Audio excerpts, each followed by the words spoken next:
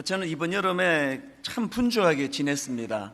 미주 지역의 4개 도시를 순회하고 또 일본의 한 지역을 방문해가지고 많은 이제 교회들을 방문하고 또 많은 그 지역 목사님들을 만났습니다. 어떤 지역에서는 100여 명이 더 되는 이 목회자들이 이제 모여가지고 이제 교회에 대해서 같이 실험하고 토의하고 또 식사를 함께 나누고 이제 그런 이제 분주한 시간을 가졌습니다.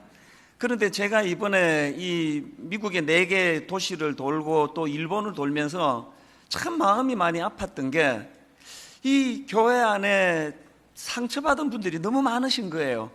어떤 성도님들은 이제 교회에서 목회자한테 상처를 받아가지고 뭐 영적으로 피를 흘리면서 뭐 통곡을 하는 이런 성도도 있었고, 또 반대로 어떤 지역에 가니까 그 사모님이 성도들에게 받은 상처가 치유가 안 돼가지고 막 하염없이 눈물을 흘리면서 그 아팠던 이야기들을 이제 그렇게 풀어놓는 것을 보았습니다. 또 어느 지역에 가보니까 교회가 불같이 일어나던 그 교회가 갑자기 그 목사님이 어떤 성도님하고 그 외도한 것이 드러나가지고 교회가 말로 다 할 수 없이 어려움에 빠지고, 또 그 이후로도 계속되는 여러 그 가슴 아픈 일들 때문에 성도들이 그 눈물을 흘리는 그런 것도 보았고요. 또 마지막으로 일본에 이제 제가 코스타라고요, 맨 마지막 코스로 일본 코스타를 갔는데 참 귀한 게 그 한국인 유학생하고 또 중국에서 이제 일본으로 유학 온 그 중국인 유학생들하고 또 일본에 사는 일본 현지인 한 600~700명 모였다 그럽니다. 그렇게 해가지고 전체 유학생들이 한 2,000명 가까이 되는 큰 그 유학생 수련회가 이제 거기서 펼쳐졌는데, 그 성도님들이 참 저도 여러 이런 집회를 다녀봤지만 이렇게 눈물나게 헌신하는 분들을 본 적이 없습니다. 일본 공항에서 그 집회 장소까지 200km, 그러니까 여기 분당에서 한 김천 거리예요. 그 3시간 되는 거리에 강사님들을 전부 다 합하면 한 60~70명이 된답니다. 그 강사를 공항에서 픽업해서 이제 수련회 장소까지 인도하는 것부터 시작해가지고 이건 뭐 상상을 초월하게 헌신하는데요. 그 교회에서 작년에 또 담임 목사님의 그 불미스러운 일이 이제 드러나가지고 열심히 봉사는 하는데 마음에는 상처가 있는 거예요. 그 목회자에 대한 불신과 상처가 그것이 눈물이 되어가지고 나오는 걸 여러 번 보면서 참 마음이 아팠습니다. 왜 교회들은 이렇게 어려움이 많은가? 세상에서 받은 아픔과 상처를 복음으로 치유해주는 데가 교회인데 이건 뭐 지금 거꾸로 가고 있는 것 같아요.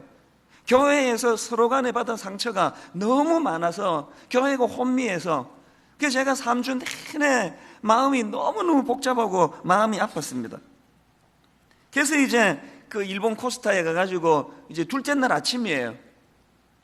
일본인 학생들은 또 따로 일본말로 이제 집회를 하고, 중국에서 온 유학생들은 중국말로 따로 집회를 하고, 또 이제 한국 학생들은 따로 모여가지고 그렇게 집회를 하는데, 제가 보니까 너무너무 뜨겁게 찬양을 하고 주님 앞에 눈물로 그렇게 은혜를 갈망하고 가는 걸 보는데 그날 마음이 이렇게 확 무너져 버렸어요. 그걸 보는데 이렇게 눈물이 나더라고요. 이 젊은 애들은 한번 잘 믿어보겠다고 이렇게 지금 애를 쓰고 발부둥을 치는데, 우리 기성세대들이, 이 목사라는 사람들이 왜 이렇게 교회를 자꾸 가슴 아픈 쪽으로 이렇게 몰고 가는 건가? 왜 장로님들은, 왜 우리 기성세대 어른들은 저 애들 보기에 참 너무너무 매력적이고 건강한 교회를 만드는 일이 왜 이렇게 잘 안 되는가? 그래서 그날 아침에 참 눈물을 많이 흘렸습니다. 그렇게 하고는 이제 모든 일정을 다 마치고 이제 귀국하려고 이제 이 공항에 이제 도착을 했습니다. 또 저 한 사람 때문에 막 3시간을 그 라이드를 해줘야 되는 게 너무 죄송해가지고 제 앞에 팀에 제가 묻어서 그렇게 가서 좀 일찍 가도 괜찮다. 그래서 이제 공항에 가서 뭐 가보니까 그 앞에 팀은 다 이제 들어가고 이 혼자 거의 한 3시간 정도 수속 다 밟고도 한 3시간 정도 시간이 남아요. 그 제가 공항 한 기퉁이에 주저앉아 있는데 그 3주간에 받았던 이 교회에 대한 가슴 아픈 그 여러 일들, 그 성도님들의 눈물, 그 사모님의 눈물, 이게 떠나지를 않는 거예요. 그래서 마음이 너무 찹찹한 겁니다.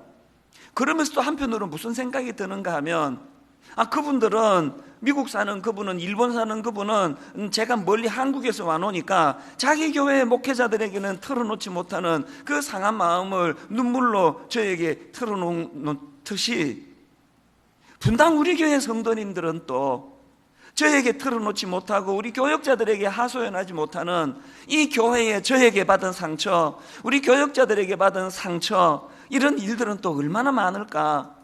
그게 자꾸 마음에 쓰이니까 마음이 굉장히 복잡해졌습니다.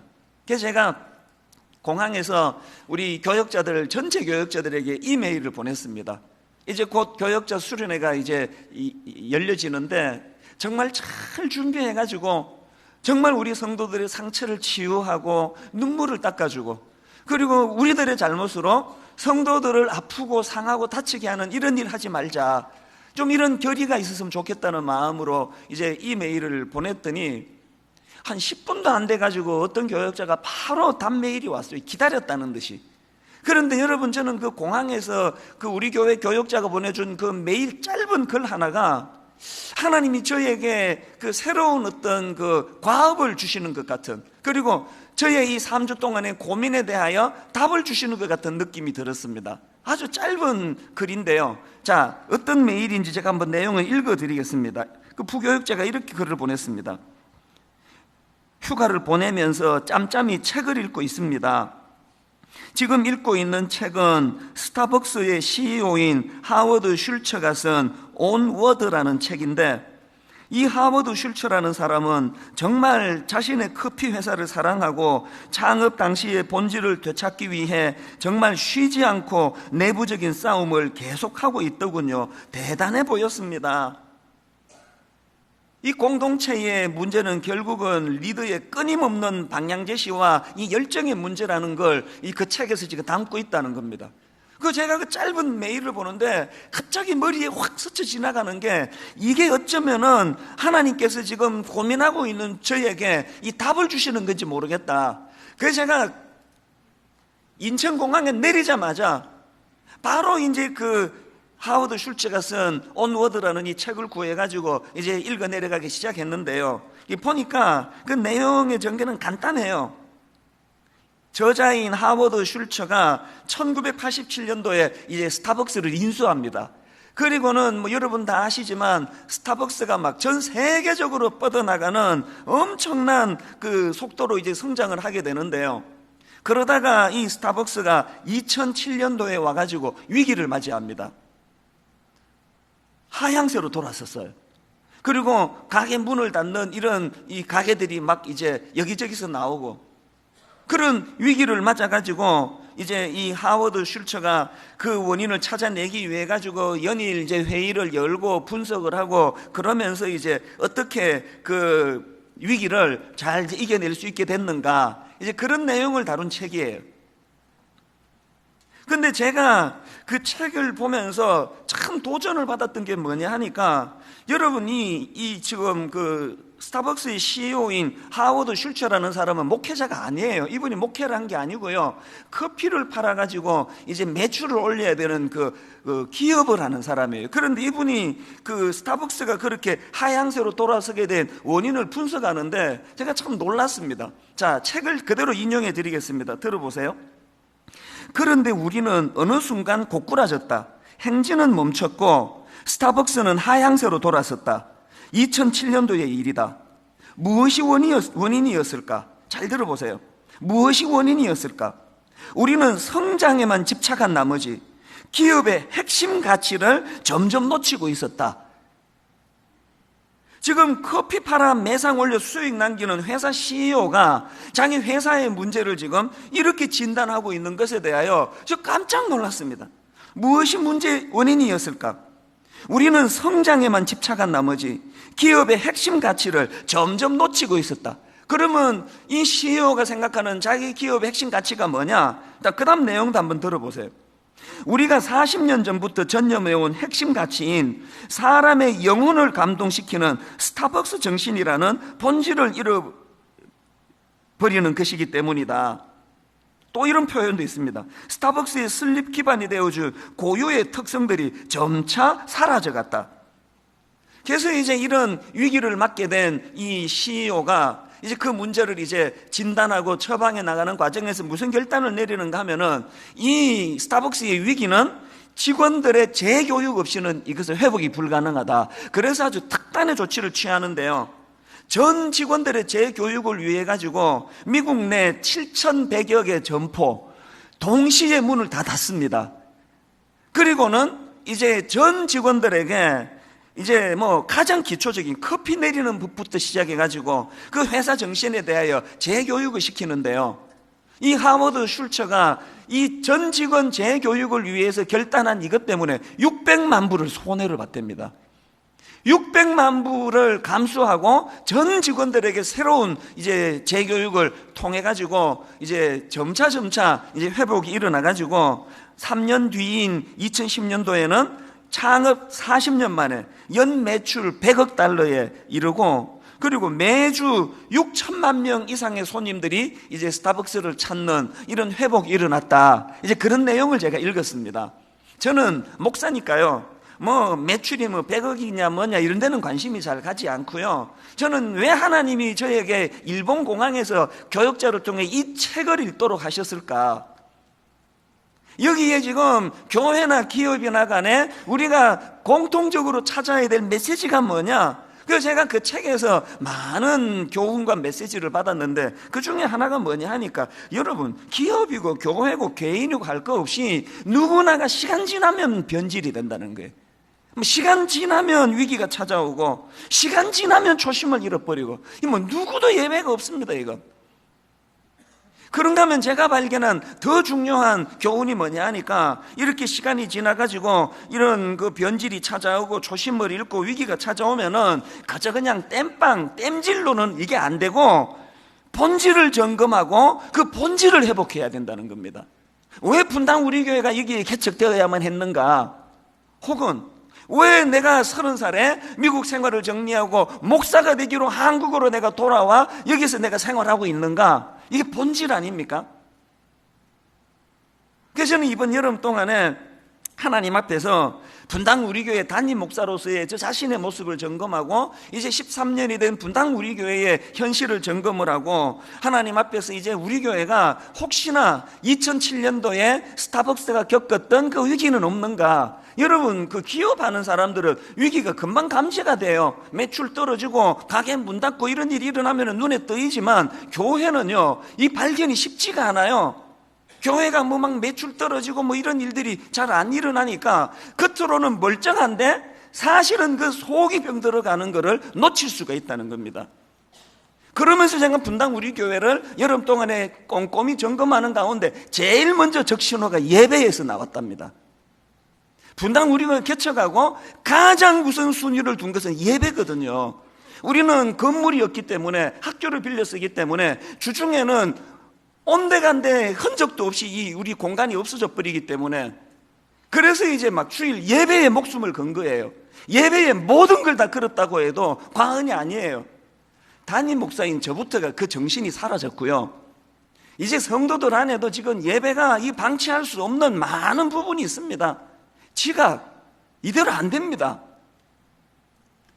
또 축도도 끝나기 전에 차 빼야 되니까 그렇겠죠. 축도도 끝나기 전에 나서는 성도들이 속출하는가 하면은 우리 젊은이들에게 예배를 잘 못 가르쳐 놓으니까 이게 무슨 공연을 보러 오는 건지 커피 한 잔 들고 이렇게 뒤로 젖게 가지고 앉아 예배를 드리는 이 오부 예배 가보면 기가 막혀요. 옷차림도 보면은요, 여러분 자기 아래 사람 만나러 가도 그런 복장으로는 안 갑니다.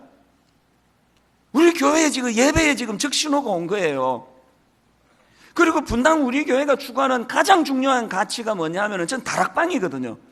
이런 전체로 모였을 때 이 나누지 못하는 아름다운 성도 간의 교제 코이노니아가 이 다락방 안에서 일어나야 되는데, 저는 개척하고 분당 우리 교회 다락방, 특히 이 남자 다락방에 대한 긍지가 얼마나 컸는지 모릅니다. 이렇게 내실 있게 남자 모임이 잘 되는 교회가 어디 있겠냐고 그런 긍지가 있었는데, 지금 여름 내내 내 마음속에 어떤 고통이 찾아온 게 있다면 우리 다락방에도 지금 이제 빨간불이 지금 보이기 시작합니다. 이런저런 생각들을 이번 여름에 많이 하게 됐는데요. 저는 오늘 본문 말씀을 이제 이런 관점으로 2주에 걸쳐서 이제 이번 주는 좀 더 본질적으로 문제 제기에 가깝도록 제가 이제 말씀을 전할 거고요. 이제 다음 주일에는 좀 더 구체적으로 그럼 대안이 뭐냐? 이렇게 2주에 걸쳐 오늘 본문을 살펴보려고 하는데요. 여러분 오늘 본문의 배경 다 아시죠? 로마서 2장에서 초심을 잃어버리고 타락의 길로 나아가던 그 유대인들을 향한 하나님의 무서운 질책이 2장 내내 일어나는 것을 우리가 다 보았습니다. 대표적으로 로마서 2장 3절을 한번 보시겠습니까? 이런 일을 행하는 자를 판단하고도 같은 일을 행하는 사람아, 내가 하나님의 심판을 피할 줄로 생각하느냐? 또 5절에 다만 내 고집과 회개하지 아니한 마음을 따라 진노의 날 곧 하나님의 의로우신 심판이 나타나는 그날에 임할 진노를 내가 쌓는도다. 이런 식의 무서운 책망의 말씀이 막 2장에 계속 이제 흐르고 있는 거예요. 여러분 지금 하나님께서 로마서 2장에서 유대인들의 이 문제점을 이렇게 질타하시는 것은요, 유대인들에게 막 창피 주고 면박 주고 공개적으로 그들을 수치의 자리에 빠뜨리기 위한 게 아니에요. 변질된 그들에게 어떻게 해서든지 간에 하워드 슐처가 600만 불이라는 손실을 감수하고도 직원들의 재교육을 위하여 그렇게 헌신했던 것처럼 하나님께서는 이 로마서 2장 말씀을 통하여 변질된 유대인들이 각성하고 회개하고 돌이키기를 원하시는데요, 유대인들은 이 말씀을 그렇게 받지 않았습니다. 회개하고 말씀의 깨달음을 가지고 초심으로 돌아가고자 하는 몸부림을 하기는커녕 이런 말씀이 선포될 때에 그저 변명하기 급급하고 책임을 하나님께로 전가시키는 이런 태도를 유대인들이 보였다는 거예요. 그 내용을 담고 있는 게 바로 오늘 본문 로마서 3장 1절부터 8절까지의 말씀이에요.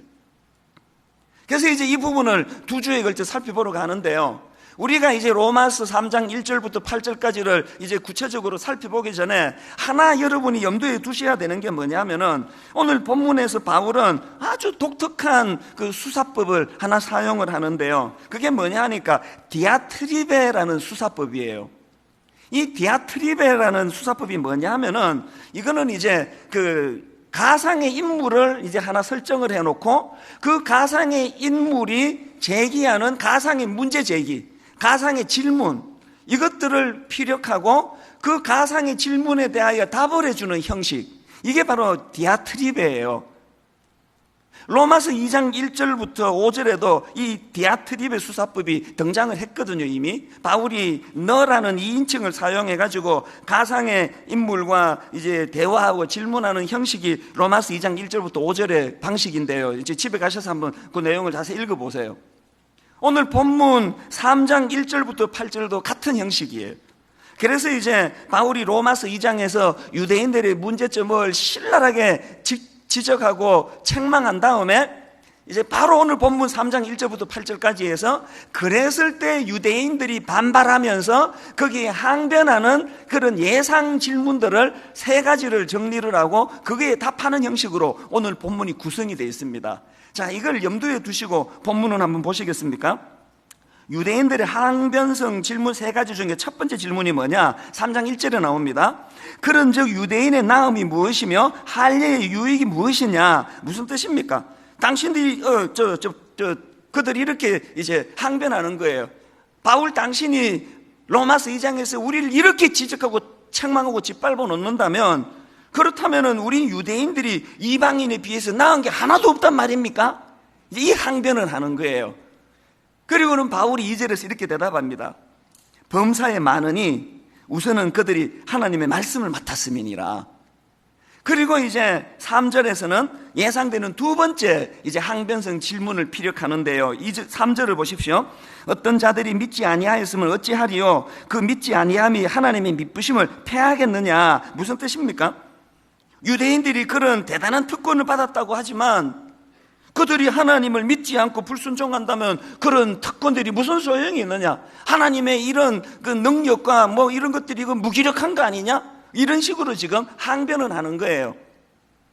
그에 대하여 바울이 4절에서 이렇게 대답합니다. 그럴 수 없느니라. 사람은 다 거짓되되 오직 하나님은 참되시다 할지니라.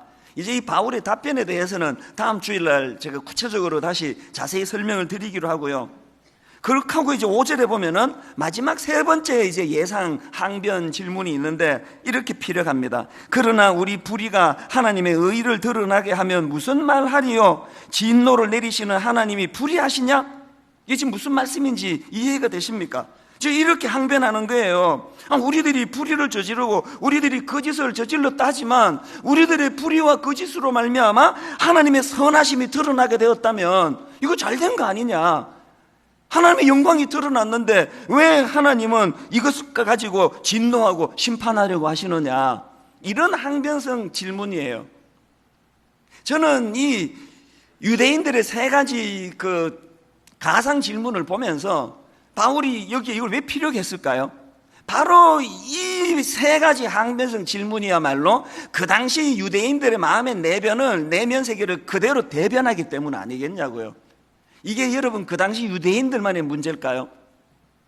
저는 이 세 가지 가상 질문을 보면서 떠올랐던 게 제가 그 대학교 다닐 때 가론 유다 예찬론, 아마 저하고 비슷한 연배분들은 그런 논쟁을 하신 분이 계실 거예요.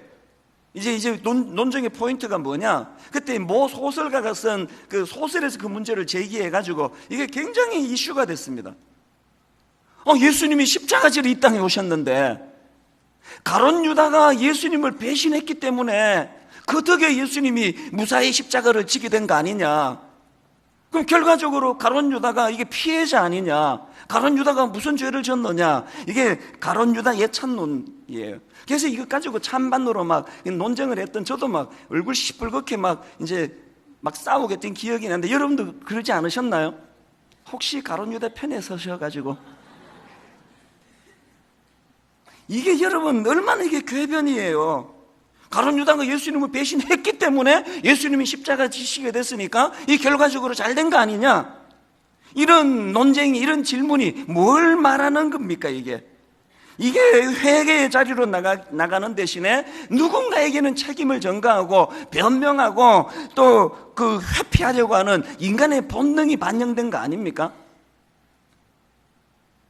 오늘 본문의 유대인들의 모습 속에서 저는 그 책임 전가와 하나님께로 그 책임을 전가하며 변명하는 유대인들의 이 모습이 오늘 딱 우리 변질된 우리들의 모습이라는 거예요. 저는 지난 여름 내내 이 말씀을 가지고 묵상을 했습니다. 회개가 사라져버린 분당 우리 교회.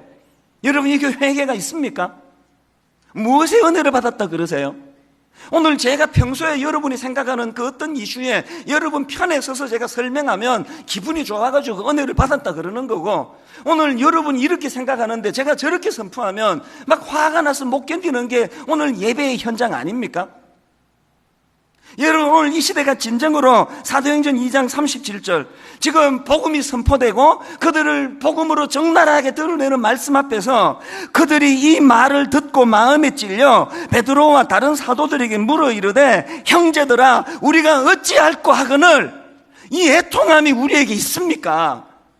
예배를 통해서 우리가 하나님 앞에 변질돼 버린, 그래서 정말 초심을 잃어버린 우리의 모습이 적나라하게 고발되는 것이 가슴이 저며가지고 형제여 우리가 어찌할꼬, 이 회개의 역사가 교회에서 잘 일어나고 있지 않다는 거예요. 로마서 2장에서 그렇게 회개를 촉구하며 그들의 문제점을 지적하고 계시는데, 이걸 다른 말로 하면 그 CEO인 하워드 슐처가 600만 불을 손해를 봐가면서까지 재교육을 위하여 애를 쓰는데 그 직원들이 그것을 귀담아 받지 않는다고 할 때 그 CEO의 마음이 이게 하나님의 마음 아니겠습니까?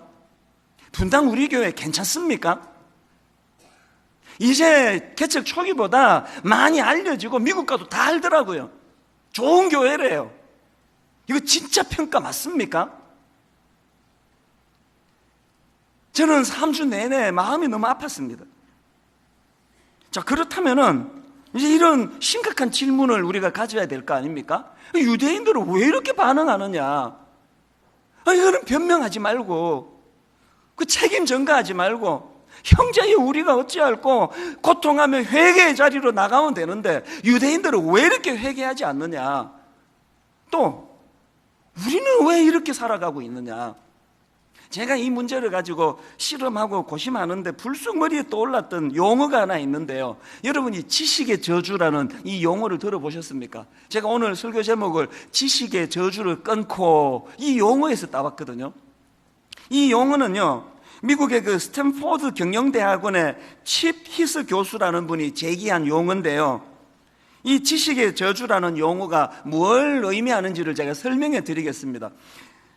혹시 여러분 그 다음 카카오라고요, 여러분이 잘 사용하고 있는 그 카톡으로 알려진 주식회사 카카오하고 또 포털 사이트 다음으로 유명한 다음 커뮤니케이션이 작년에 합병을 해가지고 거대 기업을 만들었습니다. 이 다음 카카오의 시가총액이 8조 원이에요.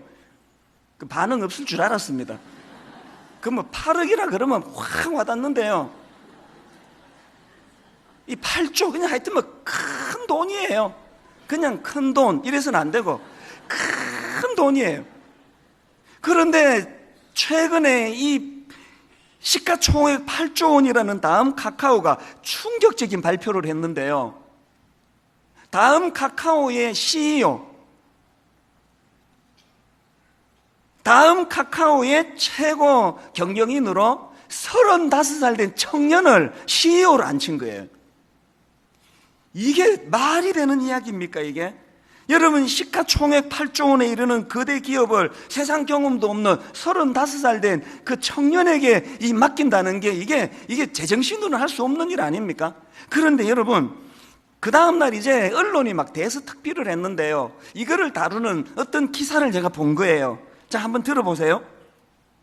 이처럼 역동적인 CEO를 전면에 배치한 김 의장의 의중에도 관심이 쏠리고 있다. 주변에서는 김 의장이 이번에도 지식의 저주에 갇히지 않을 리더를 찾았다고 평가한다. 여기에 지금 지식의 저주라는 표현이 나오죠. 그 다음 내용을 들어보세요. 지식의 저주란 스탠포드대 칩 히스 교수가 말한 개념으로 이제 따옴표하고 이제 이 개념을 들어보세요. 기존 시대의 지식에 매몰되어 있으면 그 이상을 상상하기 어렵다는 맥락으로 자주 쓰인다. 그러니까 이 지식의 저주가 뭐냐 하니까 기존 시대의 지식에 매몰되어 있으면 그 이상을 상상하기 어렵다. 그래서 제가 그 트렌드 지식 사전을 찾아봤습니다. 이런 부연 설명이 있더라고요. 카카오 의장 김범수는 지식의 저주의 대표적인 예찬론자이다. 김범수는 모바일 시대엔 인터넷 시대의 성공 방식을 버려야 한다는 말을 자주 한다. 그는 카카오톡의 성공 비결을 물을 때에도 웹에서의 성공 기억을 버렸기 때문이라고 강조한다.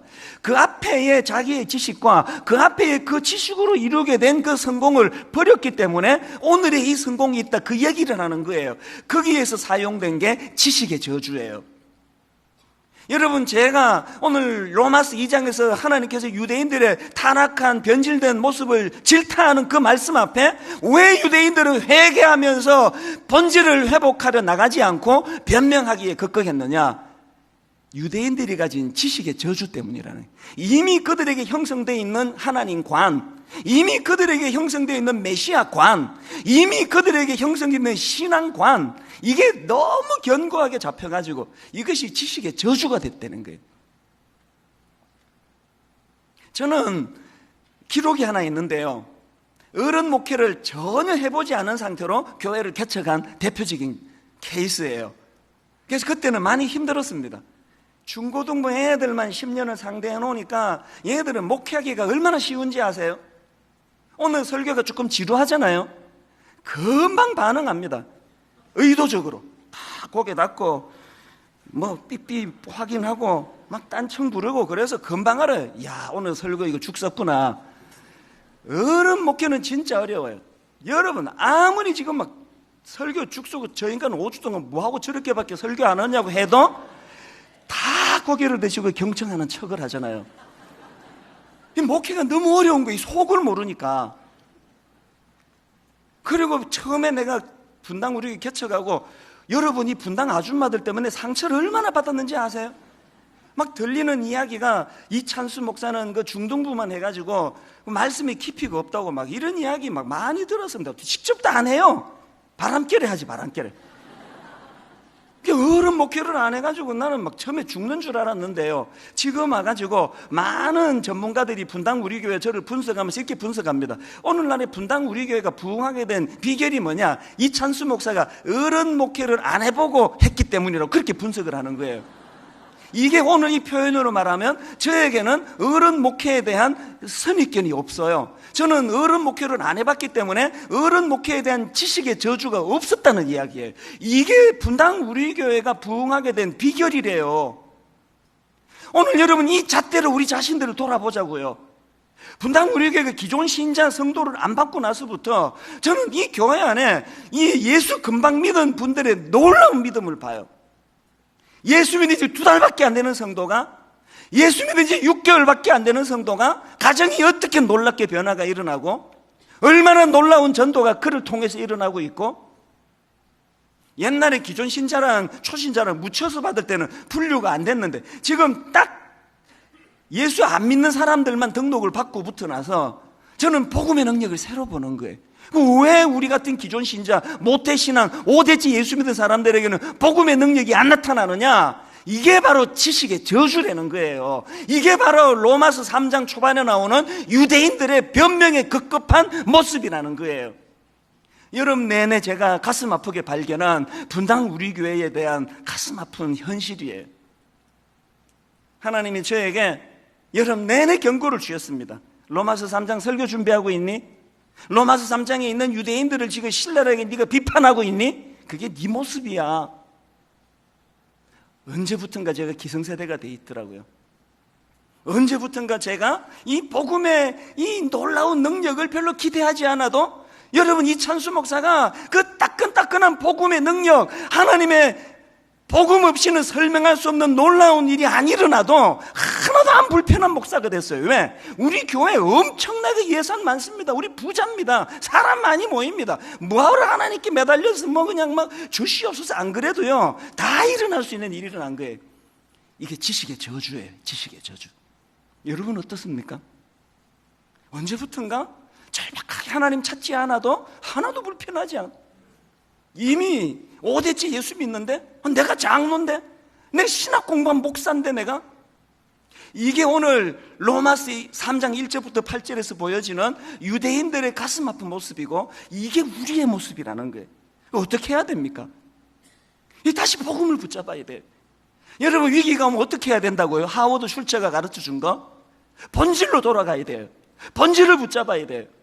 아무리 내가 부유해도, 아무리 많은 사람들이 인정하는 지식을 가져도, 내가 목회에 대가라는 소리를 들어도, 뭐 들은 적도 없지만 여전히 어른 목회 해본 적이 없어가지고 부들부들 떨면서 단에서든 그 마음을 회복하지 않고는 진정한 회복이란 없습니다. 여러분 로마서 1장 16절을 우리 다시 붙들어야 돼요.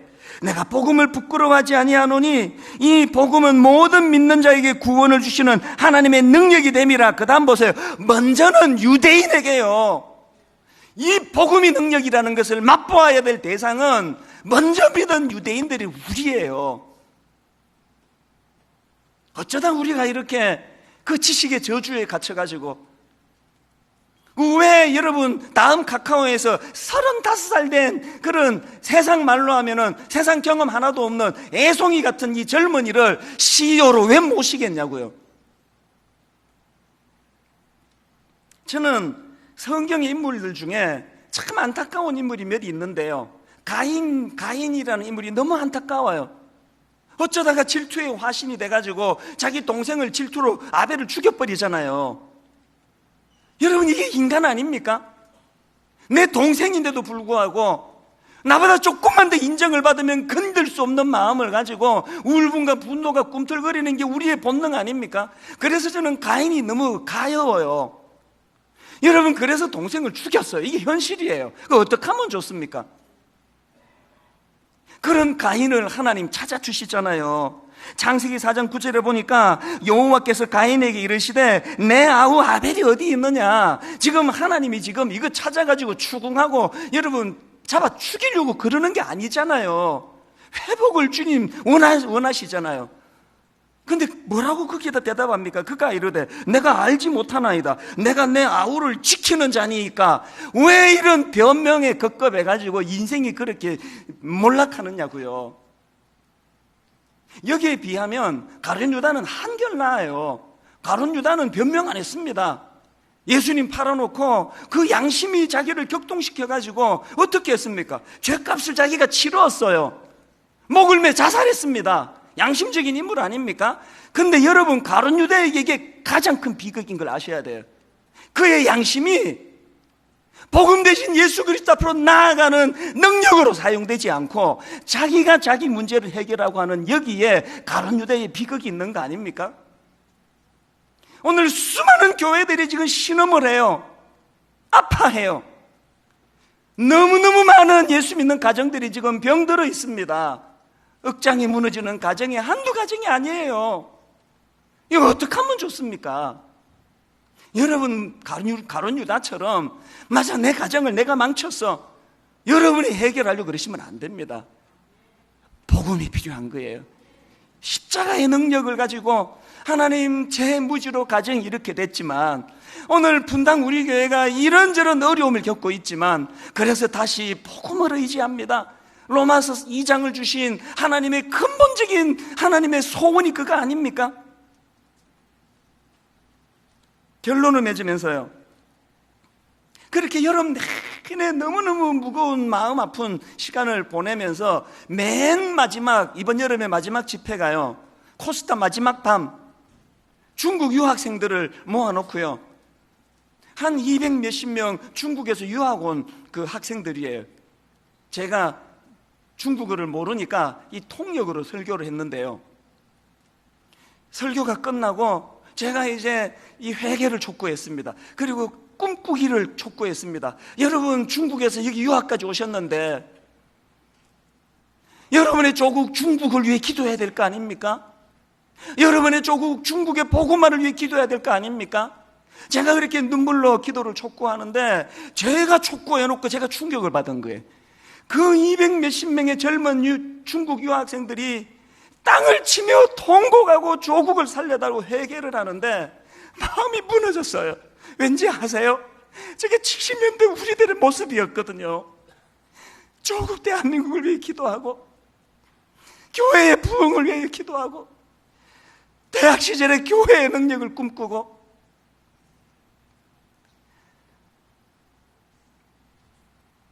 오늘 한국 교회의 이 무기력은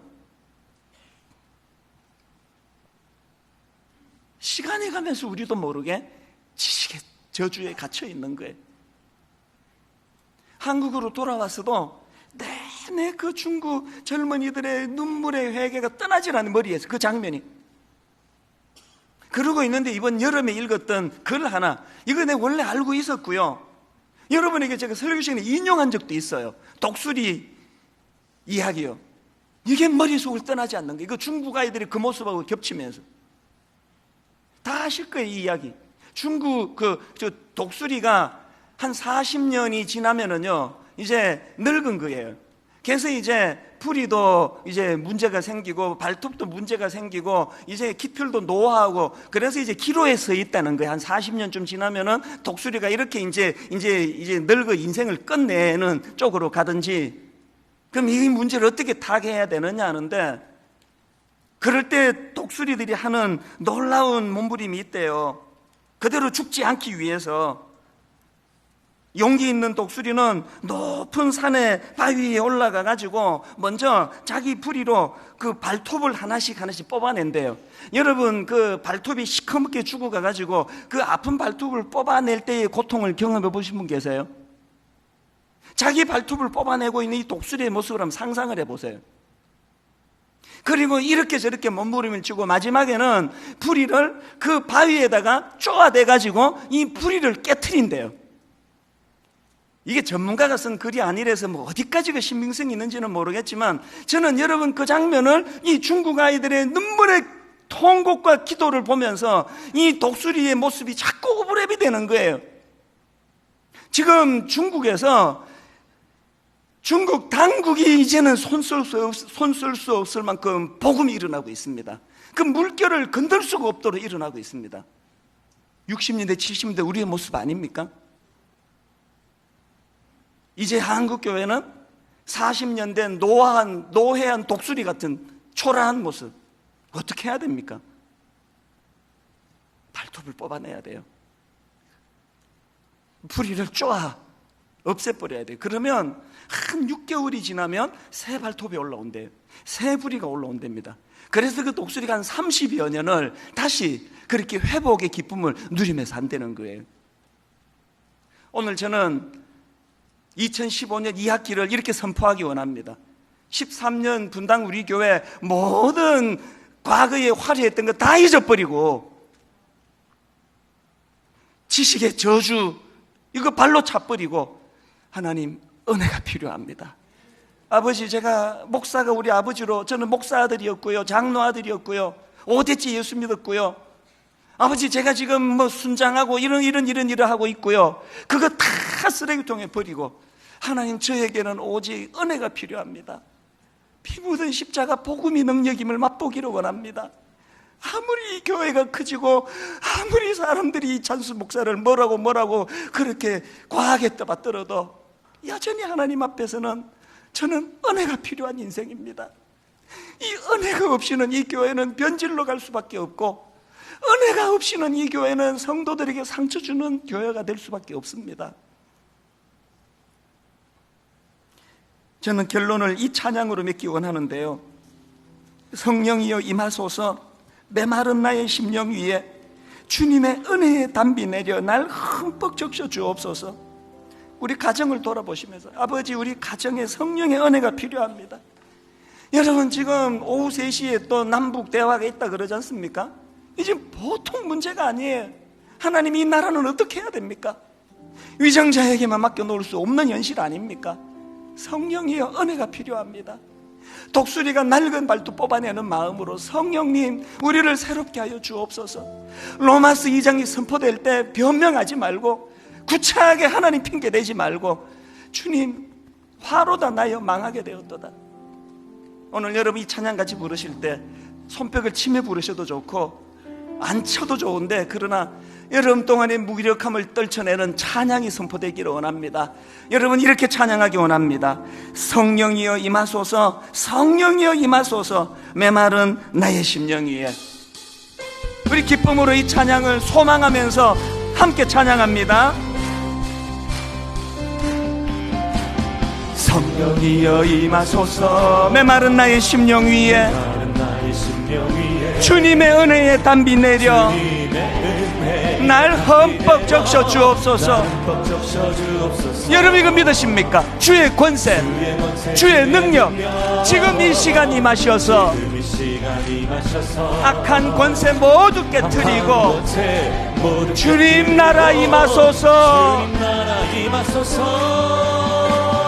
영광 영광 할렐루야. 예수의 그 피가 내게 승리 주네, 구원이 되시네. 영광 영광 할렐루야. 예수의 이름이 능력되네, 소망이 되시네. 성령이여 임하소서. 성령이여 임하소서. 어디에? 메마른 나의 심령 위에 주님의 은혜의 담비 내려 날 흠뻑 적셔 주옵소서. 성령님, 주의 권세, 주의 능력 지금 이 시간 임하셔서 악한 권세 모두 깨뜨리고 주님 나라 임하소서. 아멘.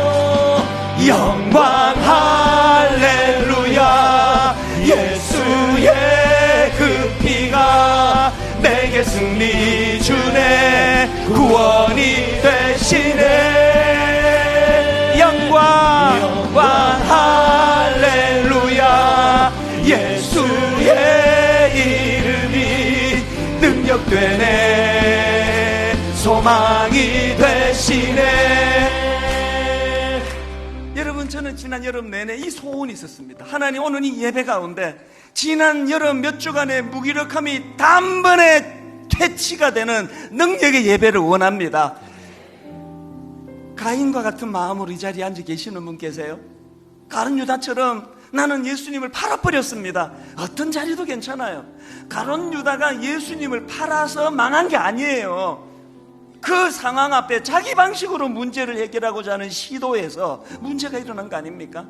오늘 더 많이 타락하고 더 많이 변질되고 가정은 더 많이 어렵고 약없이는 잠을 이룰 수가 없는 우울한 마음이 빠져있고 이런저런 문제가 있다 할 때 저는 여러분 오늘 이 예배 한 번 잘 드리는 게 찬양 하나 속에 복음이 치유의 능력이라는 것을 맛보는 시간 되시기를 바랍니다. 자, 여러분 한번 다 자리에서 일어나 보세요. 자리에서 일어나셔서 다시 한번 이번에는 우리 손뼉 치면서 하나님, 지난 몇 주 깔아앉아있던 내 영이 회복되고 치유되는데 예배가 능력임을, 찬양의 능력임을 맛보기를 원합니다. 간절히 열망하면 이렇게 노래합니다. 성령이여 임하소서 메마른 나의 심령 위에. 성령이여 임하소서 메마른 나의 심령 위에. 주님의 은혜에 담비 내려 날 흠뻑 적셔 주옵소서.